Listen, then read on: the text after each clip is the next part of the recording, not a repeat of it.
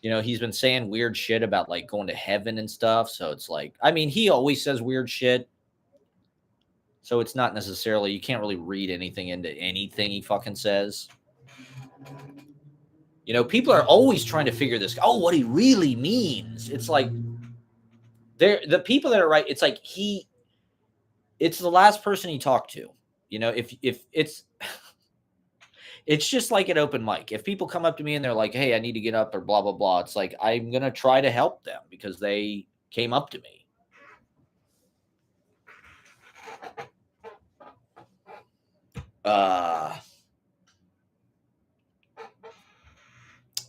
But then we're stuck. I do like the Gavin Newsom. Some of his tweets I think have actually been pretty on point. I mean, I'm not necessarily like fangirling out about Gavin Newsom, I'm not like, but okay, well, this is something that like frustrates me is because it's almost like people want the Democrats to stoop to what the Republicans do. And that's why they're frustrated. People are like, well, the Democrats don't do anything. They don't fight for us. They don't fight back. They just lay down. And so that's one reason I think why Gavin Newsom has got this kind of fire behind him and this kind of public enthusiasm, because he is perceived as being like, whoa, this guy is actually like fighting fire with fire and like, not turning the other cheek. And, part of Obama's whole thing, right, was like the high road. You got the arc of justice bends, toward good, but it's a long, it's a long, you can't even see the bend. It's so long. You can't even tell that it arcs toward justice because, so much bad shit happens. And maybe it is naive to think that. I don't know. Maybe they did roll over. I think with the Democrats, they get criticized for shit. The Republicans are, they can fuck everything up for decades. And, the Democrats are just as bad. And, I do think that that's something that was also frustrating during the Obama era was like, I remember the first time I went to the Poetry Project marathon, Reno or somebody got up and it was political. Maybe it was Penny Arcade. I think it was Reno, but maybe it was Penny Arcade. And they were talking about how Obama, and this was a lot of people's opinion, was he wasn't what we thought he was going to be. This was 2011. So it was like a few years. He'd been president for like 2 years. And when I guess people thought Obama was going to be Bernie Sanders. They thought Obama was going to go in and I don't know, because he's black or something, change, was the big slogan with Obama, change, right? It was Obama's face, change, one word, because people wanted a fucking change from 8 years of Bush. After Bush, people were ready to fucking tap out. The wars and the economy and the gas prices and all of that shit. And so I guess, well, this is my point being like, this is sort of the same thing with what we see with like the way that people criticize Democrats now is like, well, Obama tried to pass fucking healthcare. The thing got super compromised by the Senate. They fucking hatcheted the fuck out of it to the point that it became this sort of mangled version of what they were trying to do. And people bitch about, well, Obama didn't codify Roe versus Wade and blah, blah, blah when he had all three branches.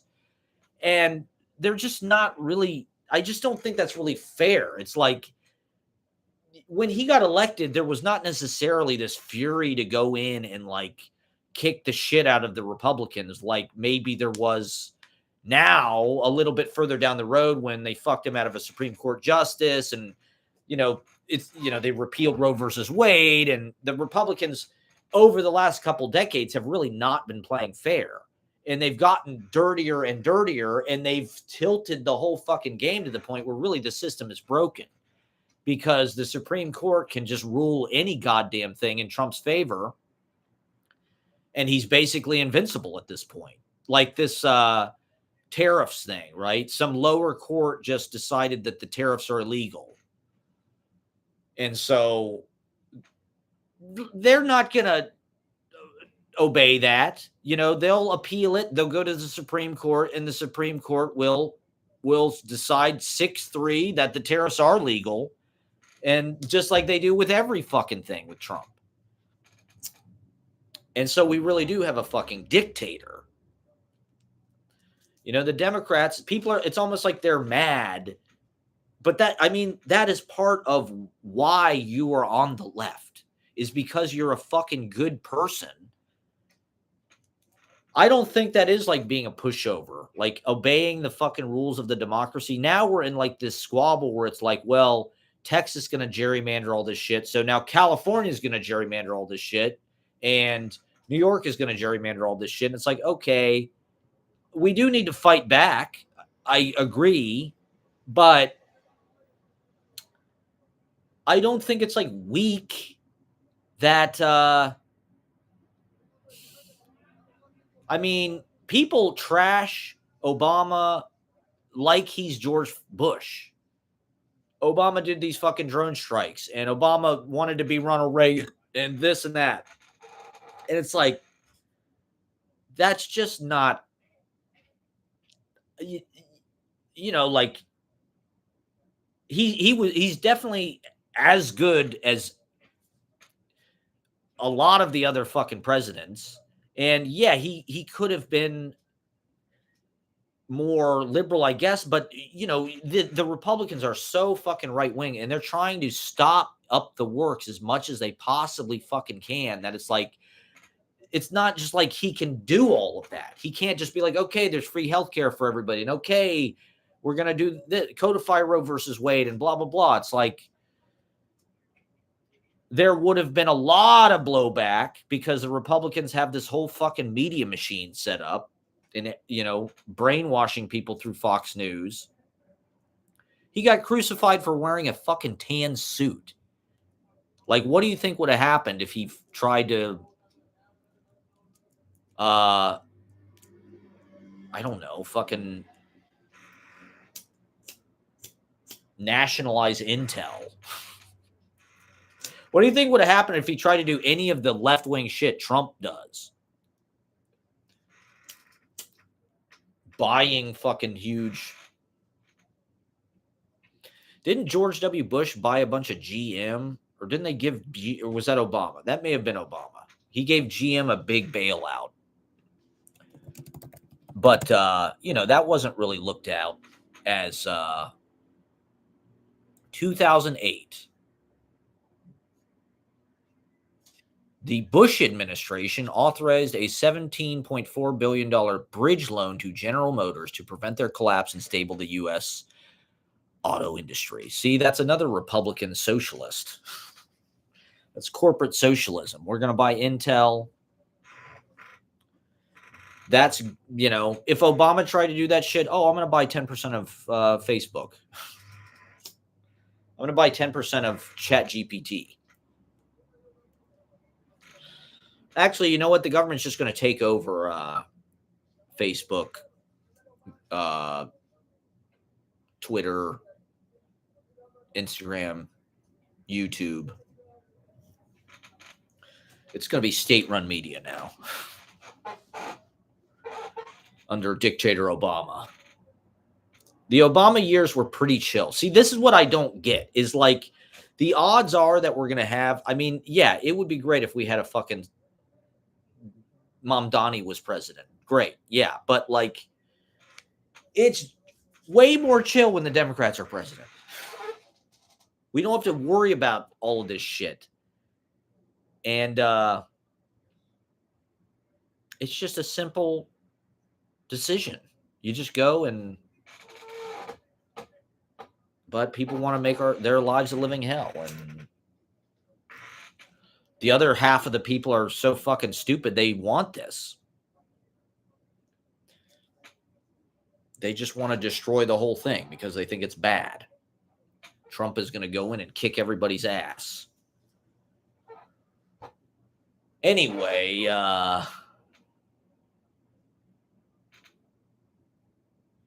yeah, I just, the Democrats are looked as like they just lay down, or it's performative. Like Cory Booker is going to go in and do his little fucking performative, informal filibuster, whatever the hell they call it, and just it's a live stream. It's a vanity project. It's basically like doing this. Try to get a bunch of fucking attention for. It's a publicity stunt. People just look at the Democrats as like they're the fakest. Which is, it's just a peculiar aspect of human nature, is that like if you're authentic, people like you more. Or if you like, Trump is not authentic, but he appears authentic because he says shit like you're not supposed to say. He cusses. He does all the shit you're not supposed to. So people go, oh, well, he's just being himself. He can't help himself. And like, he wouldn't break the rules unless he had to. That's just who he is. He's being authentic, even though every fucking thing he says is a lie. And he's just pulling it out of his ass. Well, he's authentic because he's telling it like it is. He said Rosie O'Donnell's fat. He's so authentic. I'd like to see Hillary say some shit like that. No way, she won't. She got to read the prompter. The prompter broke. What the fuck would Kamala do? She's got to be scripted. She won't go in with Joe Rogan for 3 hours. She wants to script the whole thing beforehand. She wants to go on Howard Stern. Get some softball interview. Because she's a fake, DNC plant or whatever. Hillary's a fake bitch. Their only problem was they were hired to do a job. The problem with Hillary and Kamala is like their strengths were like they were good at their jobs. Their strength was not being good on television. And people have really confused the government for a fucking TV show. They'd rather have it be a TV show. The Republicans have convinced them that it's like, you know what? The government sucks and we're fucked anyway. The empire is going to collapse because it's been 250 years. And why not just make it some kind of Vince McMahon fucking style, Jerry Springer, like insane fucking ratings bonanza while the fucking ship. Let's get Trump in there to just like wreak all fucking havoc and to orchestrate the whole fucking thing. And make it, just a must-see TV drama, what's going to happen next?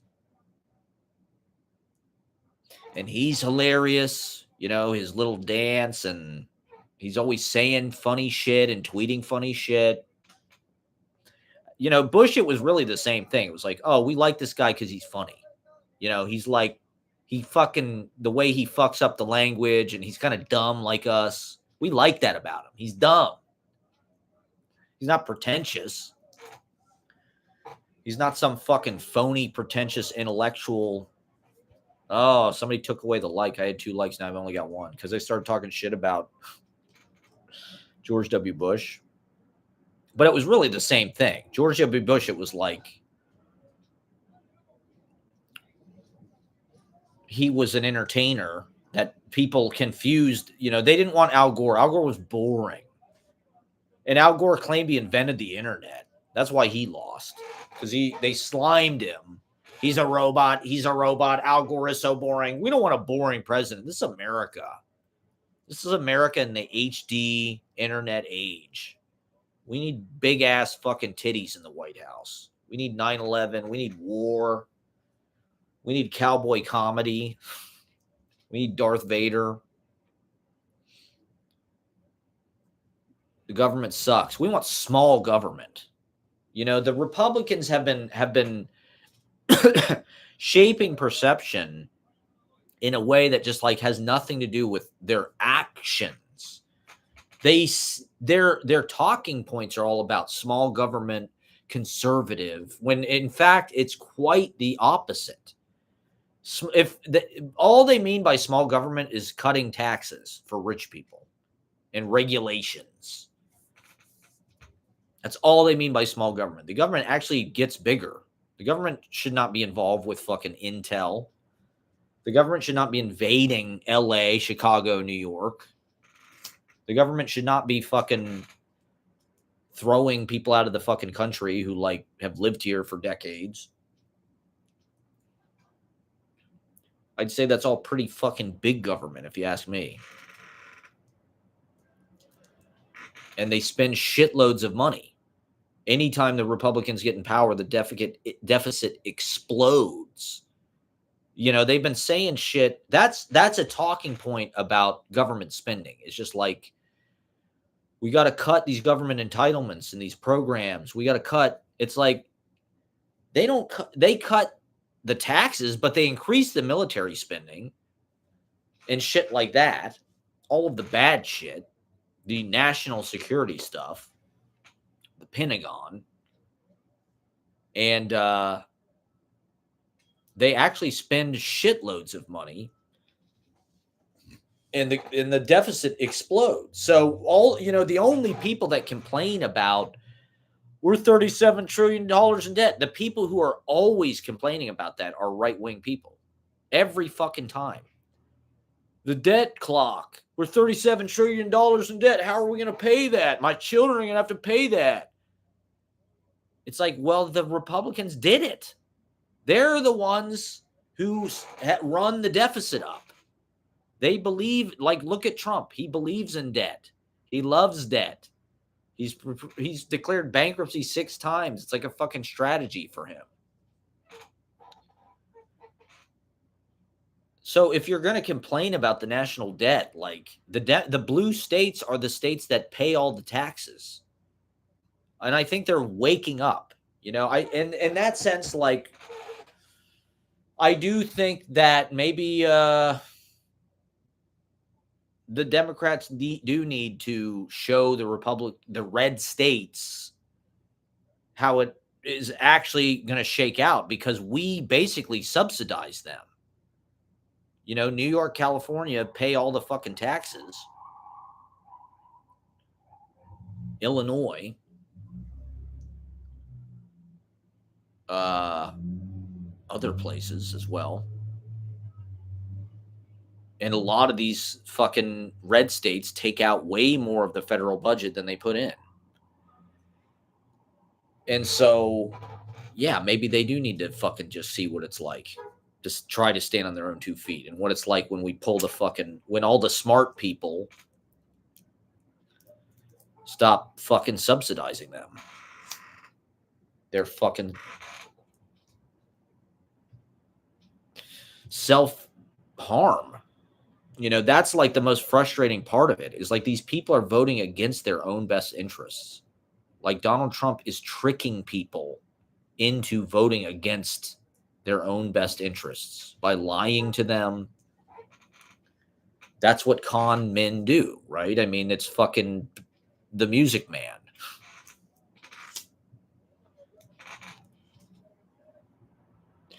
They invent a problem that's like xenophobic, and then they rob you blind by selling you fucking weapons. The Music Man is about an arms dealer.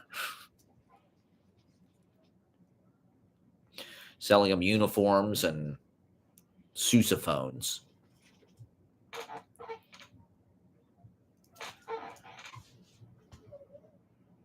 And I think Bruce Halladay stopped. I think he unliked it because I said George W. Bush sucks.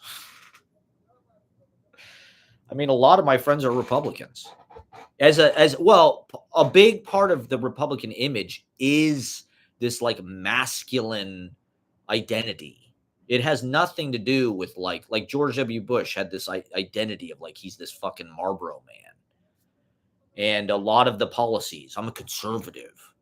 I like small government, like I like a strong border. I like babies should not be killed. Guns. I like guns. Deregulation, fucking freedom. Freedom to self-harm, freedom to do chewing tobacco, smoke cigarettes, whatever the fuck.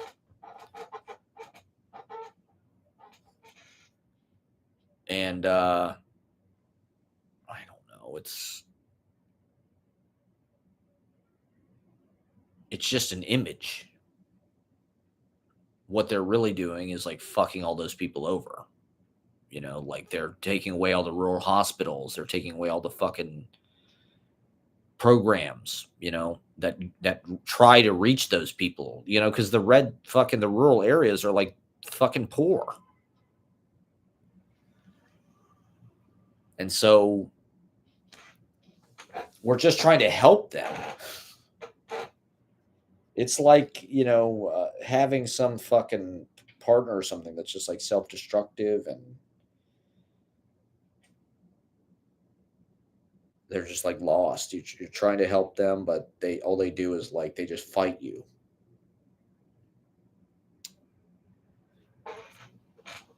And I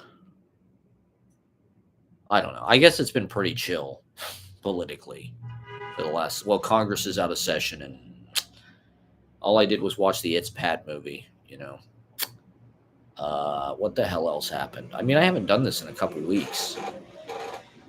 Got some new subscribers. Shout out to the new subscribers. Like and watch some of the other videos. What the hell happened this week? Yeah, the open mic has been super fun, super busy. My friend was saying that I should teach a class about how to start an open mic and run an open mic. It's like, well, I think I already do. It's every Monday at fucking KGB bar. I mean, it's a hands-on approach to learning. We really just throw you in the deep end, and you either sink or swim. And most people swim. Most people are kind of doing the work at home. It's like a crit sesh if you want it to be. You get to show your work, and then you get feedback. People in the audience tell you they like the lyric or they like your song. You probably get specific comments about your stuff when you perform.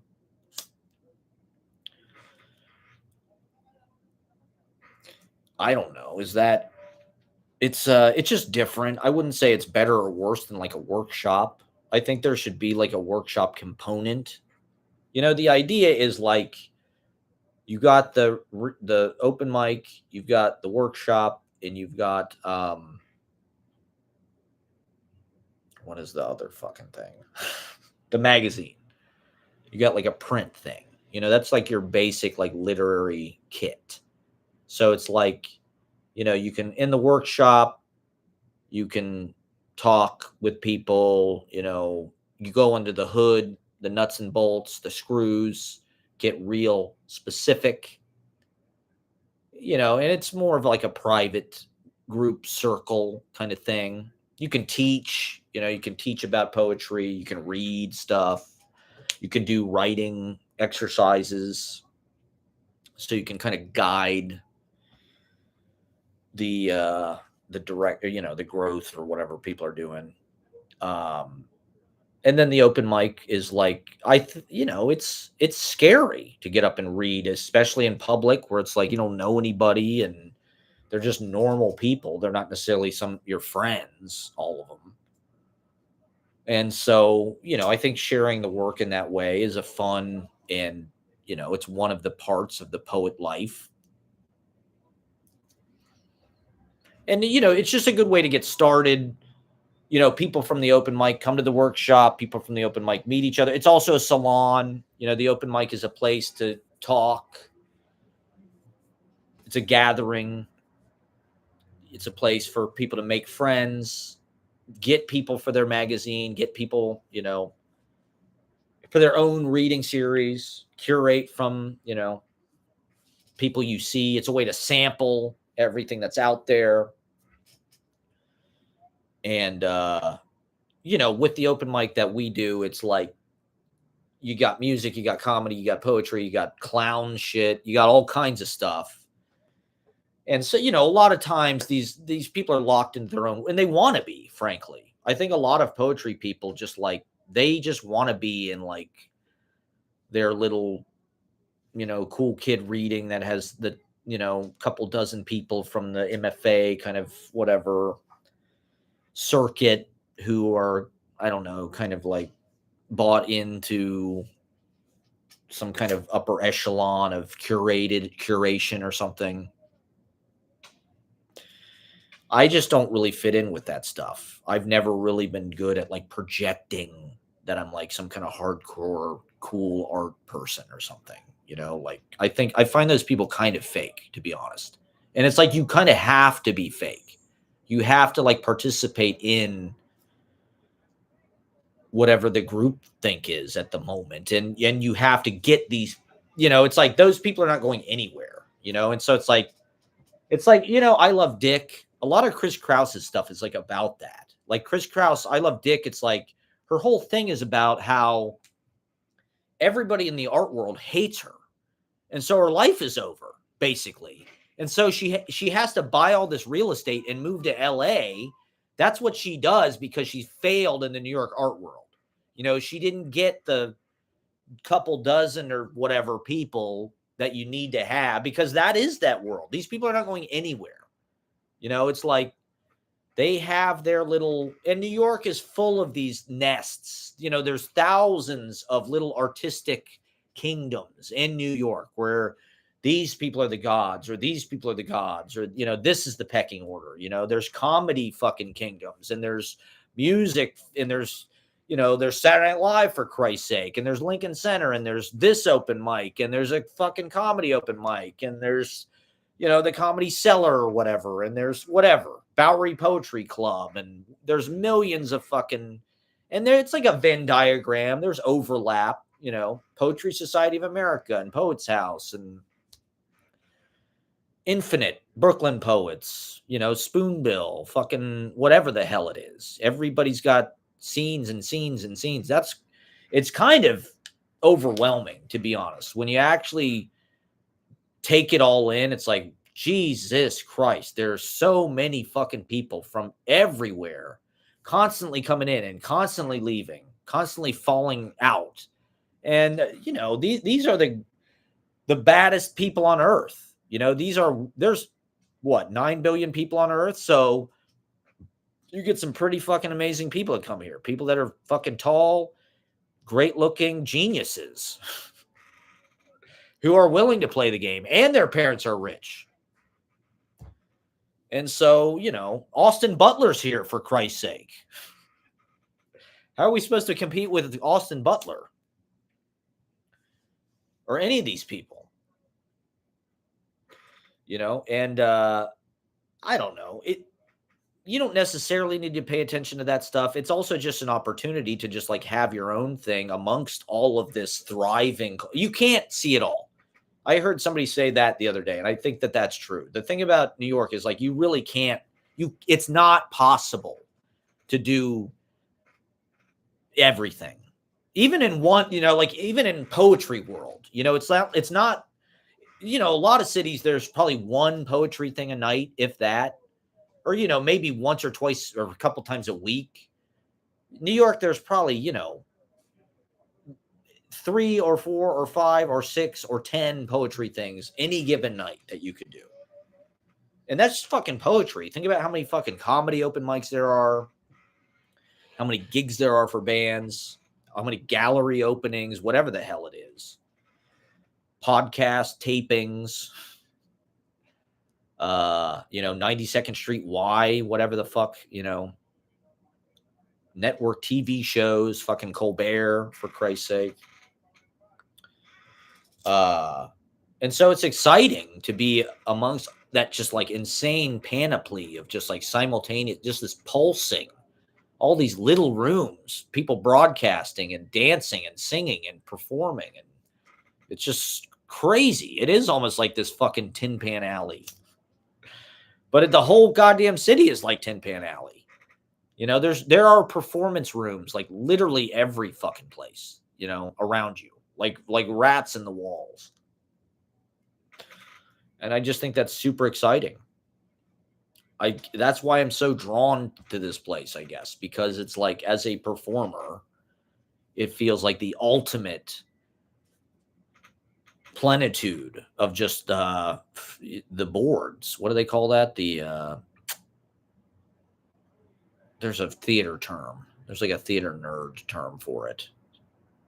The board, but there's like a better, the footlights. There's a plenitude of footlights here, everybody. Which is exciting. And so why the hell was I talking about that?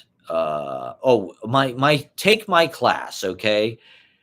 For just 3 easy payments of $49.95, you get the entire VHS series with the compact discs of the Matt Proctor How to Throw an Open Mic Seminar, okay? We will give you all of the tools you need, okay?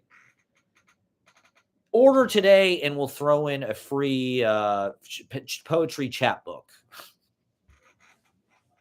I'll give you my newest poetry chapbook, To Live and Die in New York City. That's one reason why I didn't live stream last week, because I was typing up my newest poetry chapbook. It's a 60-pager, everybody. To Live and Die in New York City. I think it's my best book, maybe. I say that every time, and it's true every time. It's different. I think people will be pleasantly surprised. There's long lines in this one in a really nice way. I typed up everything from my orange Five Below sketchbook, which has been just a big playground for me for like the last 6 months. And so it's got a lot of huge fucking poems in it. A lot of epics. In a new way. My other poems were sort of like compartmentalized epics. They were like pocket epics. But these are like true. Well, I was using the pocket notebook partially because I was like, my chapbooks are small. So if I use a small notebook, then it'll equate 1-to-1. It's like, well, actually, these big sketch pages kind of fit nicely. Actually, they take up more of the margin, whereas like my traditional chapbooks, the poems are all kind of like sonnety. They're all like these kind of like sonnet column things, which I've embraced. They're sort of meant to be these like monologue tunnels of New York, like stand-up comedy podcast, rant, kind of alleys or whatever. Whereas this book is more, it kind of lays flat nicely. The other ones are all kind of folded up on themselves. They're kind of folded in half. They're kind of cramped. But that's what the buildings are like or can be like. And so this is like a little bit more, I don't know. A lot of people are writing these kind of like long prose-ish lines. Ben Lerner's last book was like that. The Lights. And so this is sort of like my version of that type of thing. I think it's got that nice, unique Proctor finish, though, that everyone is familiar with. But it also kind of, there's a little more space in it. It has a little bit more room to breathe. And the poem, I still got to do a cover. The poems are just huge. I mean, like, there's a bunch. There's one that's 13 pages. There's one that's like 10 pages. There's one that's, like 15 pages. It's, there's a bunch of long fucking pieces in it. So, it's interesting to see because I collect all the chapbooks into my bigger book, the City Life book. And so as our lives change and morph, the chapbooks too kind of like course their track. And, since the Trump election, because most of my book was composed, it's Biden era. I started writing it in 2021, March. And so for most of the book, it kind of hums along in this kind of like Biden blissful kind of just like unaware, carefree, unconcerned. People really thought like, oh, we're fine. That Trump thing, that was no big deal. He's kind of funny, actually, right? He's funny. Biden, though, this guy sucks. He's fucking old and senile and shit. He's a disgrace. I'm embarrassed as an American. Let's get that funny guy back in there. Sexism. Sexist country, America. And we could have had Hillary. We could have had Kamala. We could have had Hillary and then Kamala. Could you imagine? We could have had 8 years of Hillary and then 8 years of Hamala in 24 to 32. But America had to throw it all away and give fucking dictator the keys to the Ferrari. And so my book, I don't know, is my new version. It just kind of covers everything. It's expansive. It's global. It's like night on Earth. It's life on Earth, I try to include all of life. Oh my God, I need to talk about this. Okay. I don't know if I've talked about this on my live stream. You got to watch this movie, Central Park by Frederick Wiseman. Okay. I mean, this movie really was spectacular. You can watch it online, obviously. Some Russian website, Daily Motion or whatever, I think. Probably shouldn't say that, but prank caller. Fucking Central Park. I'd never seen a Frederick Wiseman movie. I've heard about him for years and years, and he's sort of this famous. I first heard of Frederick Wiseman in the commentary track of Rushmore. Wes Anderson was talking about there's a scene in Rushmore where the hall monitor's asking for Max Fisher's hall pass. Do you have your hall pass? Excuse me. And he's on the phone and he hangs up the phone. And Wes Anderson said he stole that from a Frederick Wiseman documentary called High School. And so I've always wanted to see these because they're super long and you kind of got what they're about just by like hearing about them, but like you don't really know what it's going to be like. And I could never find them on DVD ever. That was during the DVD era in the 90s and 2000s. So it was like impossible to find these fucking movies. So I never saw any of them in the DVD era. And for whatever reason, I've looked at him once or twice to just see what's online for streaming to just, maybe check it out. But for whatever reason, I just never really, he's made a lot of movies recently. I feel like the last decade or decade and a half, Frederick Wiseman has actually put out, he made this movie about Jackson Heights. He made this movie about the New York Public Library, which I started to watch. But maybe I wasn't ready until just the other day. So I forget. I think Ashley said something about it. She said something about how all her friends watched this Frederick Wiseman documentary about Central Park. Or it was on their letterboxd or whatever. So I was like, okay. Maybe she saw it on my letterbox and she was like, oh, my friends all were watching that. So I was like, okay, here's something Ashley will watch that's not a fucking Adam Sandler movie or a Paul Rudd movie or a Steve Carell movie or a Hulk Hogan movie. She loved Suburban Commando. So I'm like, okay, maybe Ashley will watch this.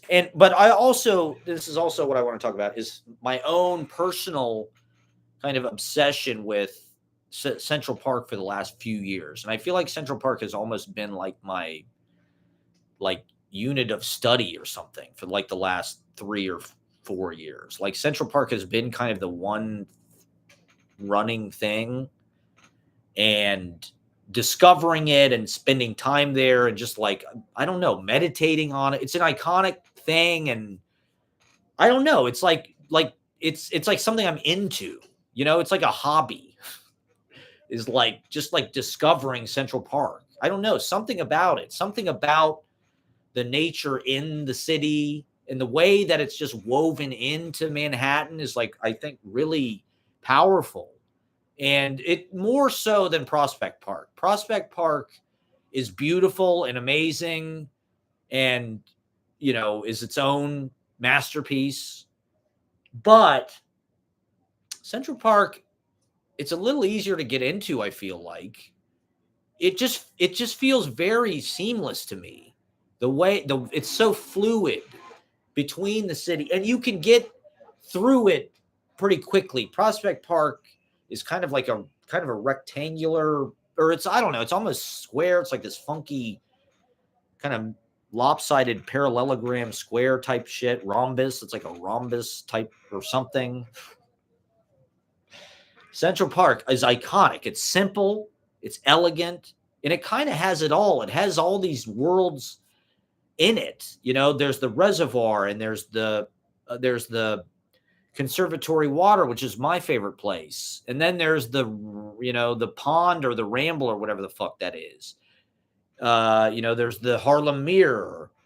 Uh, so there's all these, you know, it was like very shrewd the way that they itemized all these different kind of environments, and it's not overwhelming.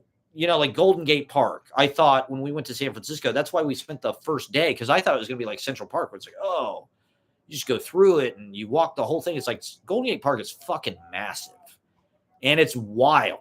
You know, it's like you really need to take the bus around that motherfucker or have a bike or something, because like walking it is like a real fucking humdinger. It's a doozy. Whereas like Central Park is just like this fucking circus of kind of this concrete, and it's like Hans Christian Andersen world. There's all these magical bridges, and you know, the Plaza Hotel is right there. So it's like it's almost like a fairy tale, right? It really does feel like going back to like the 19th century, you know, in a fucking cool way. But it's right there.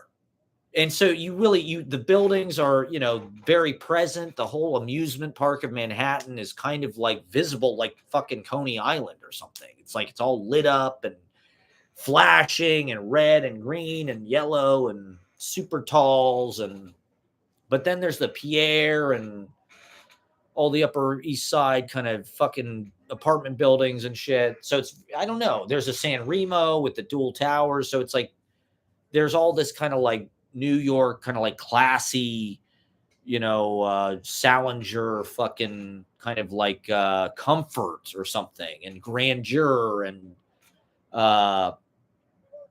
metropolitan, and that style, you know, that New York kind of like, you know, 30s, 40s Art Deco kind of majesty is right there hanging. So you get everything, you know, even though it is this very artificial nature, I think I might like that better. You know, it's like it's kind of nice that it's like you get a portion of everything. You know, it is like a big buffet of whatever. You know, do you want to sit by the Bethesda fountain and watch salsa? Do you want to go up the mall? Maybe there's a concert at the summer stage. You know, there's Shakespeare fucking garden. There's Belvedere. There's a castle, for Christ's sake. I mean, how insane is that? There's the fucking castle, and then there's a fucking turtle pond. It's like, and then there's, you know, the Great Lawn with all the softball fields, and fucking Larry David is in the Broadway Softball League, and it's Bette Midler and shit. It's on Seinfeld. And then there's the goddamn Delacorte and Shakespeare in the Park and all of that tradition of that, and George C. Scott and Pacino or whatever the fuck. Oscar Isaac, Peter Dinklage, Meryl Streep, whatever it is. You know, there's just so fucking much, and it's so paced. I mean, the reservoir is kind of big. It's kind of a bitch to get around, but it's also like incredible. There's just this big fucking lake. How insane is that? It's a big body of water, like right in the middle of Manhattan. There's just a big fucking lake. It's insanity, honestly. And Jacqueline Kennedy Onassis, I mean, come on. It's magic. It's a jewel in the crown of the city. And, you know, fucking Tony Bennett is there making his paintings, and I'm doing my live stream, and there's buskers, and there's fucking drum, you know, circles. There's, you know, there's salsa dancing. There's fucking people painting portraits, selling bad art. There's bad poetry typewriter people. There's the Imagine, right? Strawberry Fields, the Dakota, right there. Fucking, there's a restaurant. I wish I could get a house in Central Park. Like, I'd love to live in the Swedish Marionette cottage or the Swiss chalet. If I could live in the Swiss chalet, like in Columbus, in in Schiller Park in German Village. This is for all my Ohioans out there. Schiller Park was like, it was like the little German Village is like the little Greenwich Village of Columbus in a way.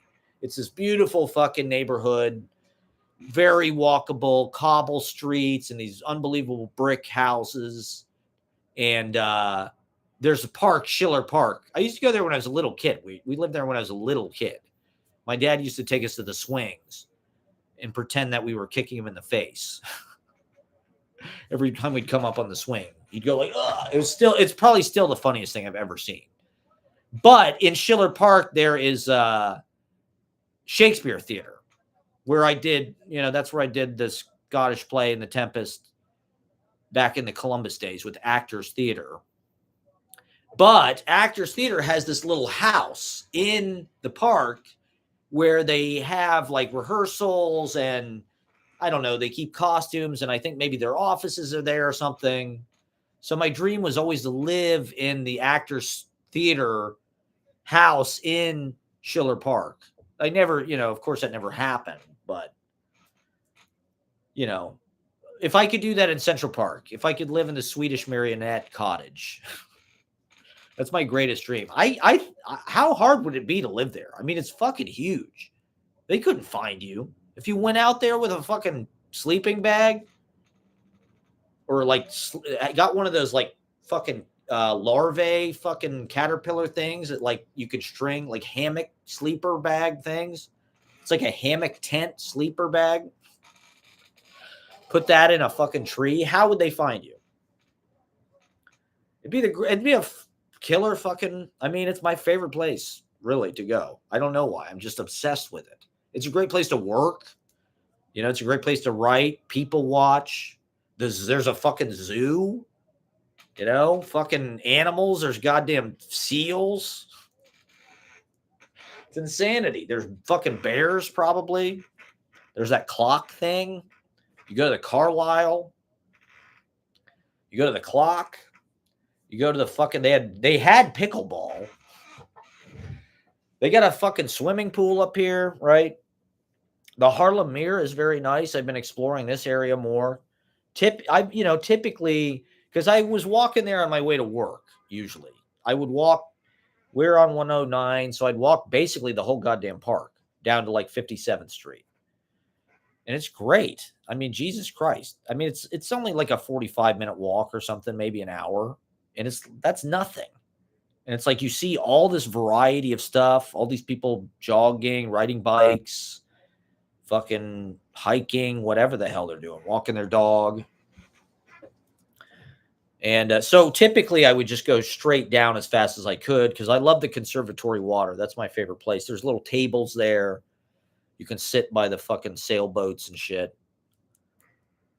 and watch the sun go down, work on your poetry, or I've done my live stream there a ton of times. The real ones know, the real motherfuckers, the real fans, the real scenes from a life fucking psychos out there. My psycho stalker fans, oh my God. Just kidding. We love you. Please, I mean, somebody had a comment on my last video. They couldn't believe they watched me talk for 7 hours, but thank you for watching, man. What is it? Manosphere or something. It's not man whore, but it's something. Yeah. So Central Park has been kind of my like major in college for the last 2 years. That's all I do. It's like every couple of years, you just got to change what your focus is. And so I don't know. Central Park just feels like this global, it should be like a global heritage site because it is just such an incredible, the fact that it even exists is just nuts. And they put it there way before any of those buildings around it were there, that they had the foresight to like, be like, okay, all of this shit, we're going to keep it just how it is. We're not going to build any fucking hotels or casinos, or there's not going to be any real estate development really. Just this kind of weird, like, kind of like programmed stroll, this like kind of artificial uh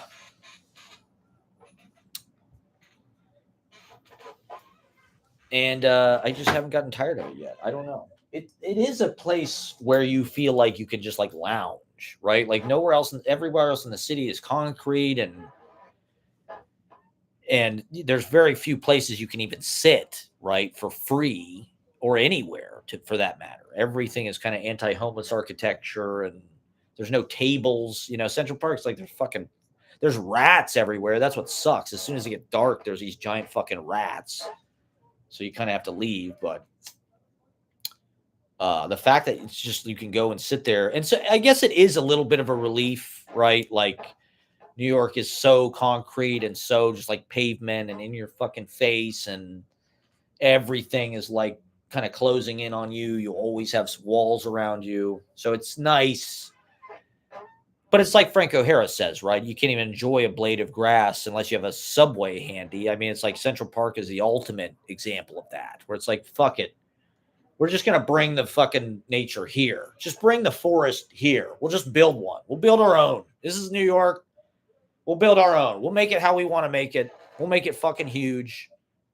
But it actually, like, the place would be way less livable without Central Park, I feel like. And to be honest, I feel like it's the best argument for living on the Upper West Side or the Upper East Side, because it's just such a part of your life. Like, you can walk.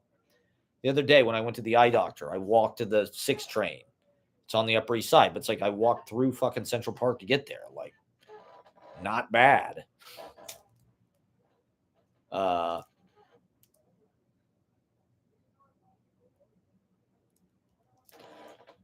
So it really is kind of this freak accident almost. So anyway, you got to watch this documentary, Frederick Wiseman, because it's 3 hours and 20 minutes, but it really doesn't feel like that. It almost feels like it's too short. Going into it, I didn't know what to expect. I expected probably that there would be voiceover and possibly like information about Central Park.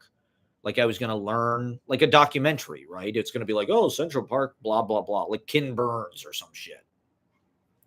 Central Park was built in the 18 and Vaux and Olmsted and all of that kind of shit. And it's like, the movie is nothing like that at all. And as it started, I was kind of frustrated because I'm like, oh, what the fuck is this? It's going to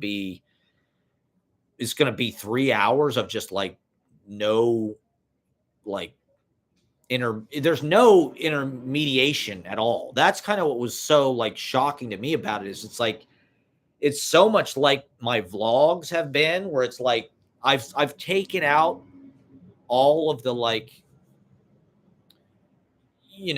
kind of mediated interference, where it's like, there's no title screen, there's no music, there's not really a lot of like narration or anything like that, other than whatever kind of gets caught in the first person moment of what's happening.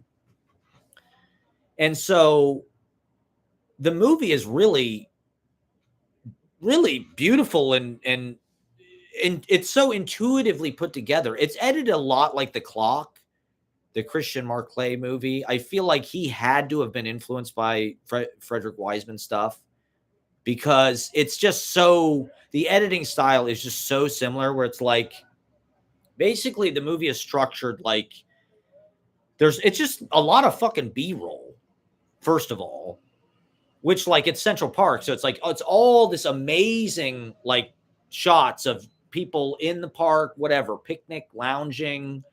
It's all these compositions that are just like paintings, really beautiful, which, like, to be honest, it's hard to find a narrative structure that will accommodate that.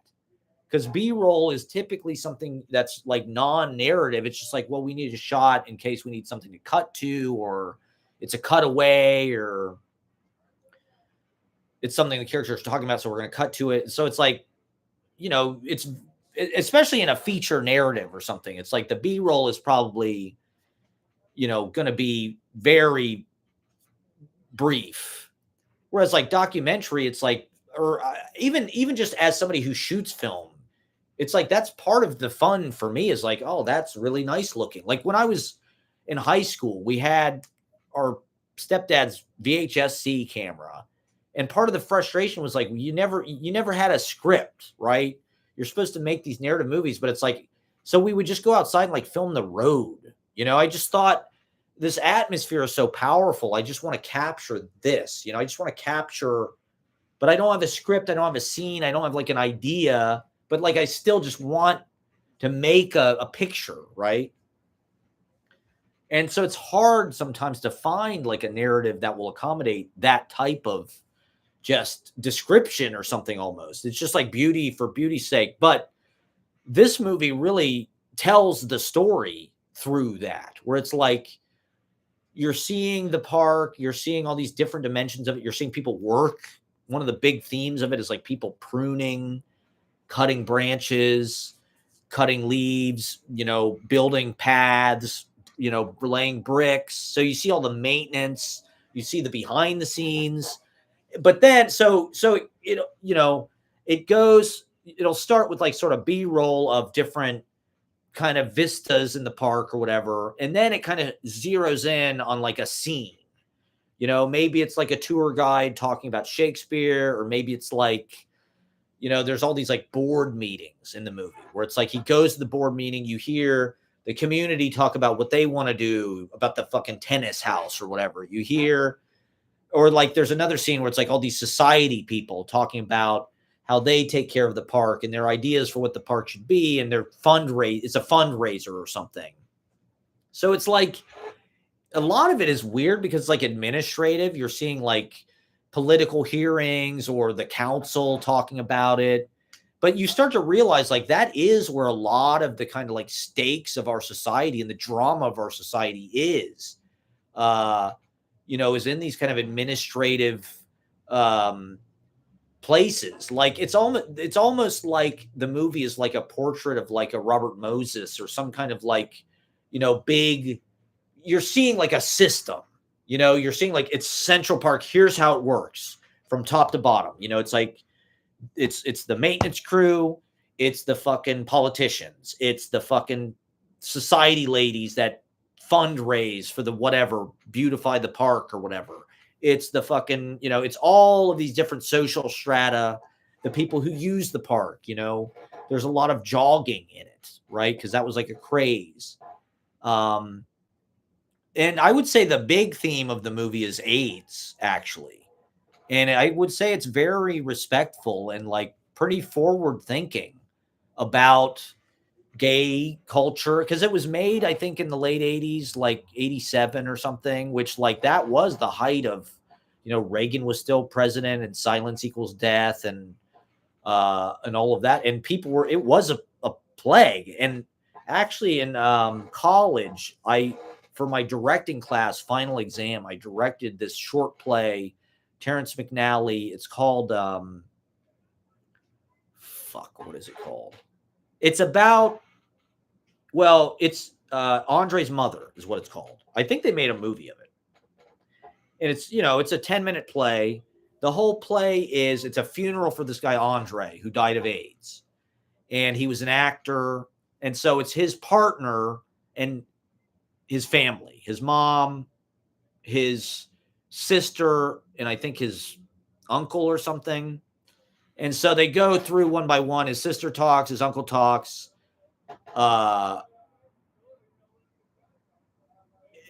And then the partner talks. The mother doesn't say anything because the idea is she didn't really accept that her son was gay, right? So the play is about the mother accepting that her son was gay and that he died of AIDS.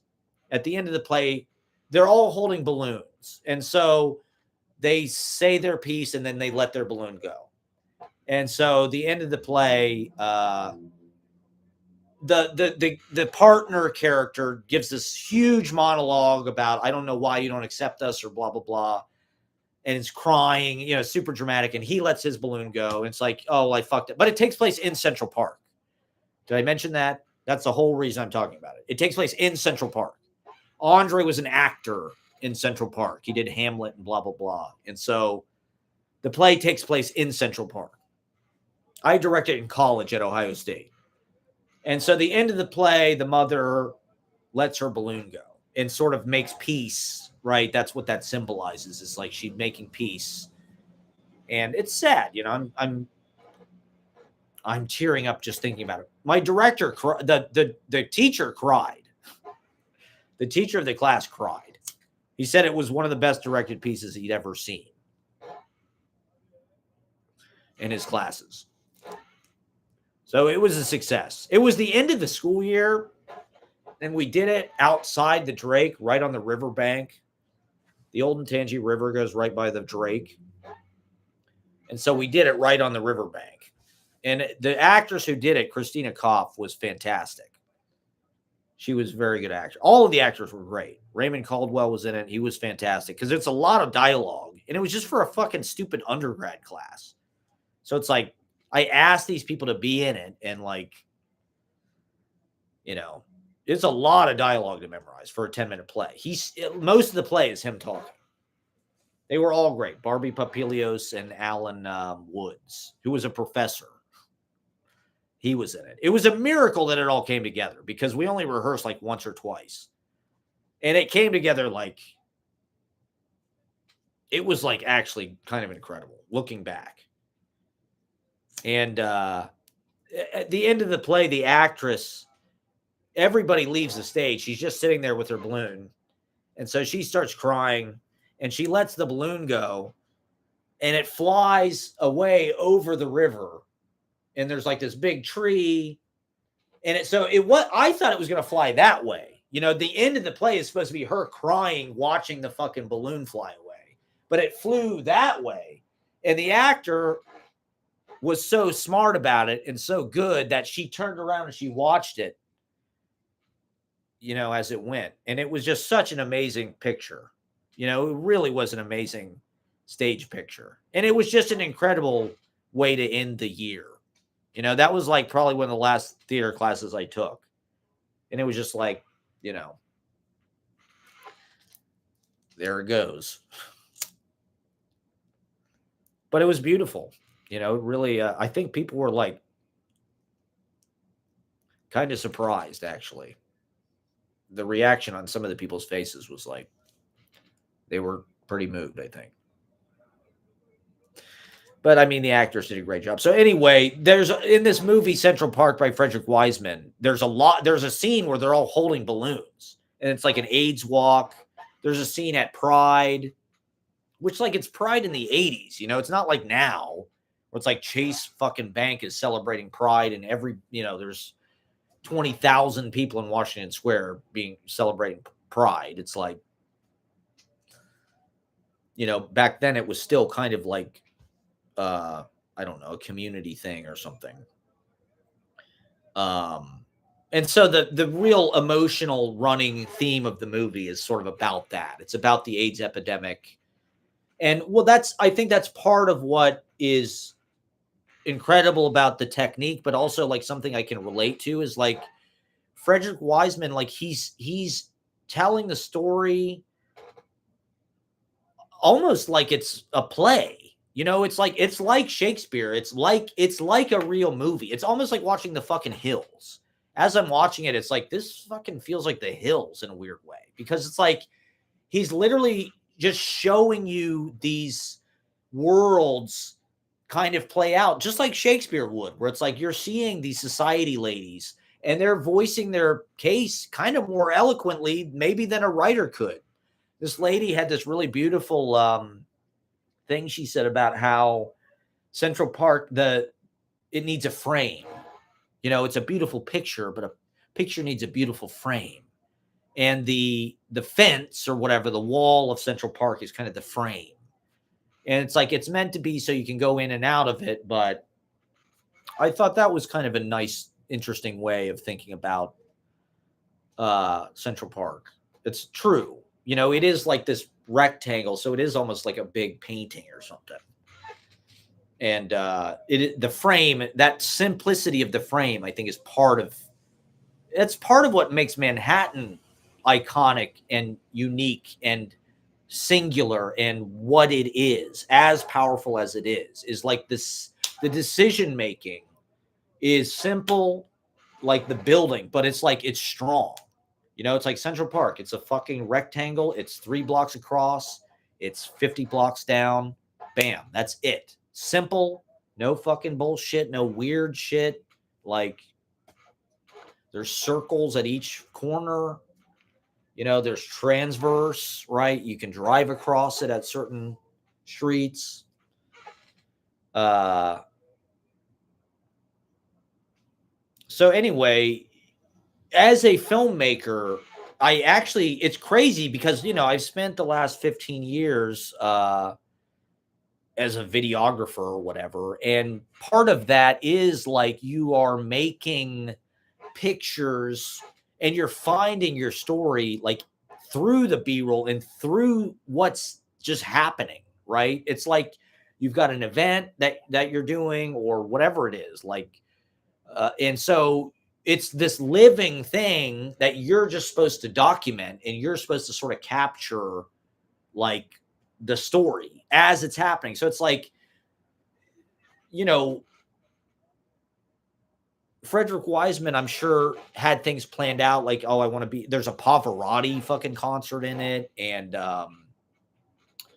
what else? There's like a few different performances. That's another thing that I loved about it is he like shows the whole performance. There's like a couple bands that play.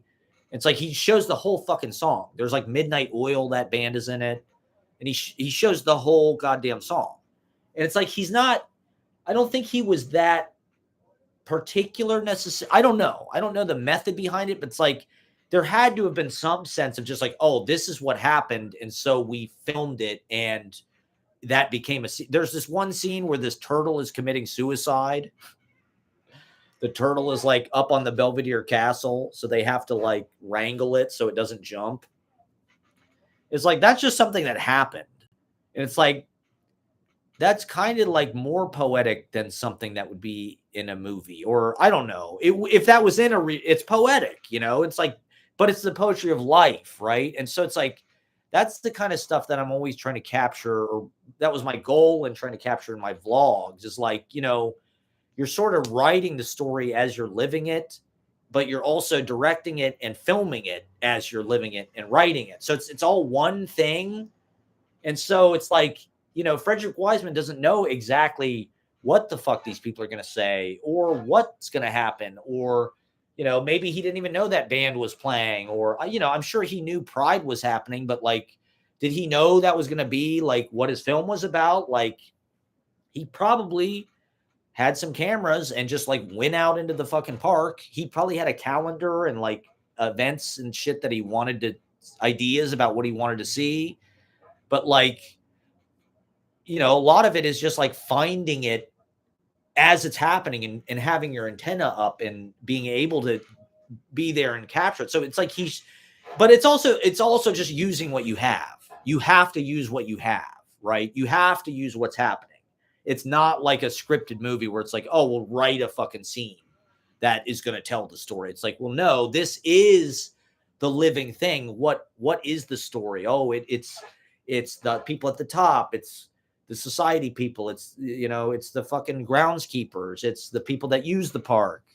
And it's not dry though. Like it's because it's not a traditional documentary where it's like, oh, Central Park is used by blah, blah, blah. And this is the Swedish fucking marionette. It doesn't, it just kind of gives you, and you put two and two together through the visual. So it's almost like a silent movie, but then it has these vignettes. So it's like the park. It's shaped like Central Park, where it's like there's these kind of pathways of B-roll between these vignettes, which are like the different kind of like playing areas of the park, where it's like, the sheep's meadow is one sort of vignette, and the lagoon is one sort of vignette, and the North Meadow is a vignette, and the waterfall, whatever, the ravine is a vignette, and some of them are bigger than others. The turtle suicide vignette is not that long. It's just sort of a funny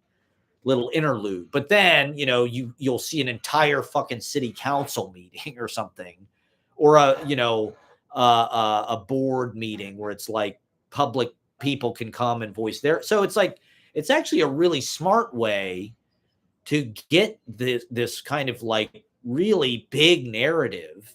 And the people are such characters, right? Because they're interesting to look at. They're New Yorkers. So it is a documentary about that time and place. You're seeing what New York City was like in 1987, but you're also just seeing this kind of like everyday, this is what Central Park is like on any given day. There's going to be bikers, there's going to be runners, there's going to be leisure, people sunbathing.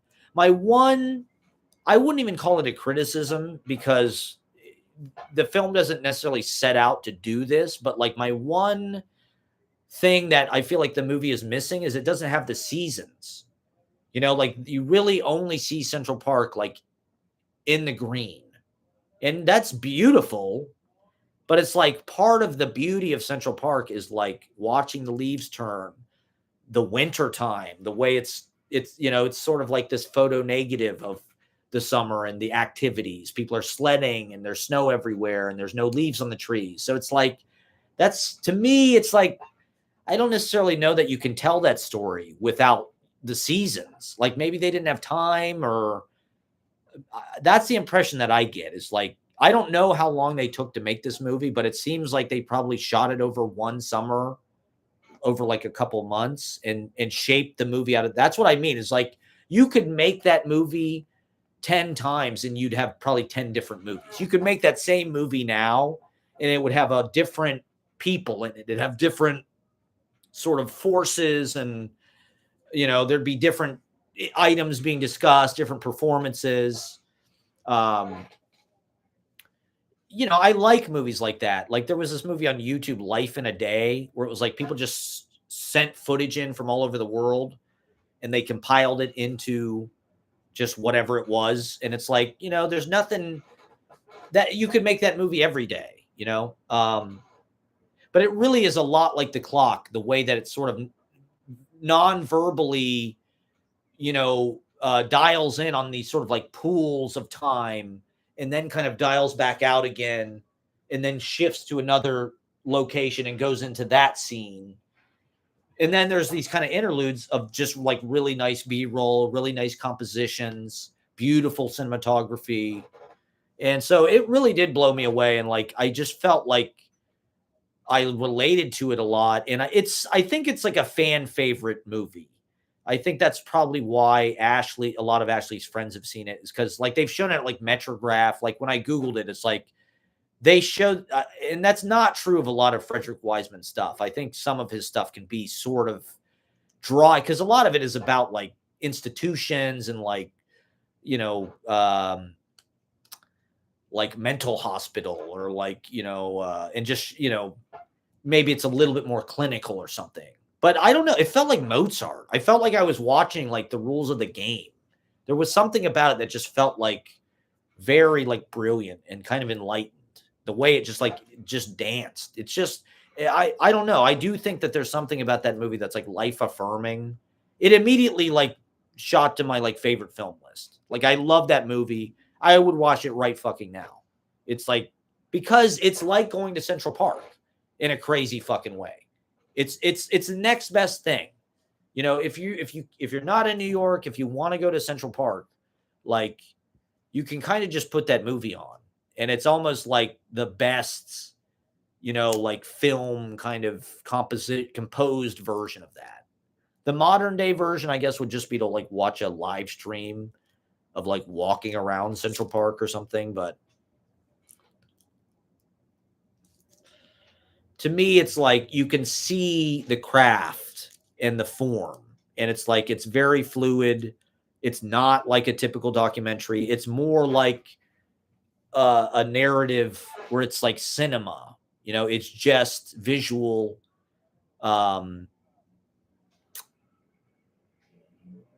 But I was also impressed because the way that he films these like different worlds, the dialogue and the scenes are so rich as well. That is a lot of what I was trying to do on my vlogs. My original vision with the vlog was like, I want to basically do the hills, where it's like I will do an autofiction novel that is about my life as I'm living it, but like shot like a movie. And the storytelling will be like a narrative cinematic film, where it's like, I don't really break the fourth wall that much, although I've started to do that now. Everybody on the internet breaks the fourth wall. That's all it is. There is no fourth wall on the internet. The internet is more like a confessional booth or like a private dancer or something. You know, it's like OnlyFans. The fucking mirror goes up and you got to shake that shit to get the super chat fucking popping. You got to shake that ass. And so I don't know. I guess I like that in some way. Like everybody's just like soliloquizing, but the whole point of my show, you know, Scenes from a Life, it used to be on TV. Maybe it still is. But the whole point of it was to make a you know, a use your real life like it's creative material, just like writers are doing anyway. Writers are writing autofiction novels about their lives, and they have been for a long time, where it's just like, this is based on somebody I know, or this actually happened to me. It's just like, rather than write about it, it's just like you film it. This actually happened to me. Here it is. But I'm going to apply literary techniques and like cinematic storytelling. So like the sloodge, right? The early seasons of the Scenes from a Life were kind of centered around the sloodge as sort of like, it was like the documentary. That was like Central Park, you know. Frederick Wiseman is documenting Central Park. Well, I was trying to make like a movie about what it was like to live in that house, basically. You know, everybody had been talking about like, we need to make it, this should be a TV show, or we should write a book about the sloodge, and it's just like, okay, we should do all of that, but like, why not? It was a streamer house. The thing I realized about the sloodge is like, we were just a too far ahead. You know, if we would have been doing all that shit in 2022 or 1 instead of 2015, it was a streamer house 100%, except I was the fucking only one that was streaming. You know, now it's like normal to like live with a bunch of art, or, you know, live with a bunch of people filming each other. Me, it's like, I just thought these people are so interesting. This place is so interesting. The situation is so interesting. It's a good story. It's what Friends is about. Every fucking sitcom is just a bunch of friends hanging out at their apartment. It's like, that's what we're fucking doing. These people are incredible characters. There's fucking theater companies doing crazy shit. There's beautiful movie star looking people. There's poets. It's this, you know, it's this fucking unbelievably beautiful brownstone house in Park Slope, New York City. So it's just like, let's just fucking attack this directly. You know, let's just put it out there rather than fucking, oh, I got to write some 400-page novel that's going to take me 8 years, or, you know, you want to do that too. You can do both. That's the idea, is like, you can film it, you can write poetry about it, but you're part of the reason why you're doing this stuff is it's research and it's notes for later when you're old, and then you can write the books. You know, I will write a novel about all of this someday, but I also have it all on tape. And my immediate reactions are here. So, you know, these will be good reference materials as well. It's just different levels of kind of like the same content. It's just the amount of time you spend before you distribute it and working on it. You know, my vlogs I actually worked on when you know, the early days with Scenes from a Life, I was trying to do like webisodes. So I was trying to make 2 or 3 or 5 or 6 minute long, heavily edited, entertaining, and have music and sort of credits and really cut it down to like the most essential stuff. I cut so much stuff because YouTube, there was a 20-minute limit. You could not have 20 minutes, anything over 20 minutes on YouTube until like, I don't even know, until the pandemic, I think. And the rule used to be, I don't know what it is now, but you used to need to have 1,000 followers before they would let you do it live. So I would have gone live on YouTube a lot earlier, but literally you couldn't do it because I didn't have 1,000 subscribers. None of my webisodes ever went anywhere close to viral. I guess it was just bad content. But at the time, it was fucking groundbreaking. Now everybody's doing this shit, Now everybody's like filming their life and exploiting their friends and things that are actually happening to them in real time. There's just like a complete oversaturation of it. Like Ashley was saying, they went to some restaurant in Chicago. There was a guy at the table next to them that had like a collar that you put your phone on. So it like films like your POV. So like he literally like filmed his whole fucking like meal. And he made a TikTok video about it. He's got like 50,000 TikTok followers. But so with the sloodge, it was like there's a world here that we can sort of like, it's just a hangout movie. We'll make a hangout movie about what it's like hanging out in the backyard, hanging out with Jake, hanging out with Peter, hanging out with Caitlin, hanging out with Matthias, Eric, whoever it is, Eamon. And then the band, that's another storyline. Holy smokes, right? That was another like thing to put in the show as like a part of the narrative. In addition to just like what we're doing with our life, right? Like the point of it was to be in a band, but it's also like, well, I'm in a band, so that'll be part of the world. That's something we can explore as the sort of like, trying to portray the truth of what it's like, to play in a band. This is my zine or whatever. This is my King Cat comics. This is my John Porcellino lo-fi, kind of like Xeroxed, poorly drawn. And that was part of the point. I mean, part of the point is to have this like extremely amateur attack to just show and to give everybody the courage to do it immediately. And it's actually more interesting. It's like the gnarlier it is, the better. The more kind of like in your own words it is, the better. In your own handwriting, in your own, drawing style.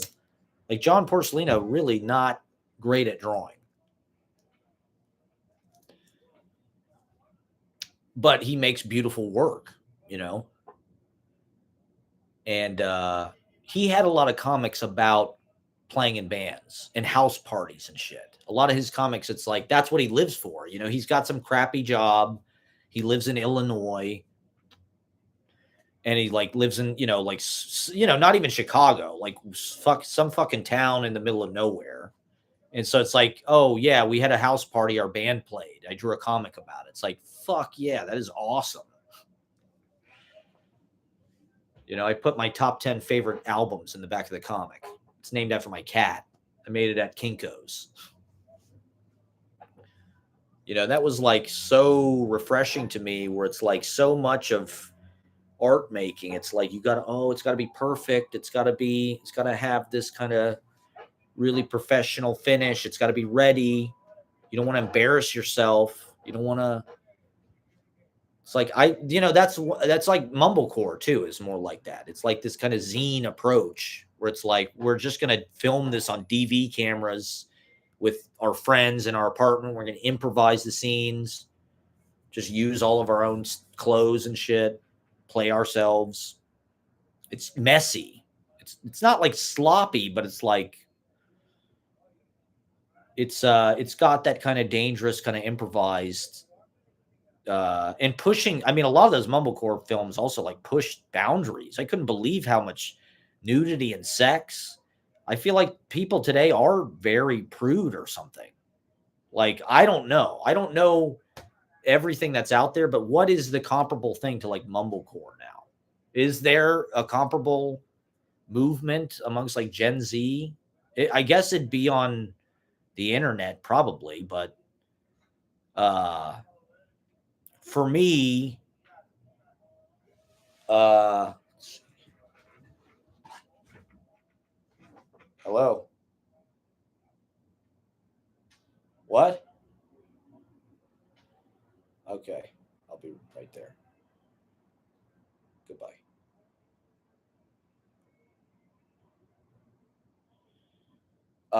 Ashley's home, everybody, so that means the stream is over. I guess because it's also just the laziest way to do it, and it's free. That was also a big part of it for me. The fact that it was free, and this technology enabled it. Suddenly, iPhones and I learned how to use editing software, so it became way, way, way fucking easier to make good images and to shoot stuff that looked like a film. And so it felt like, yes, this is what we need to do. It's just like we'll just make a film about ourselves. Fuck the script, fuck characters. We are already in these really interesting situations.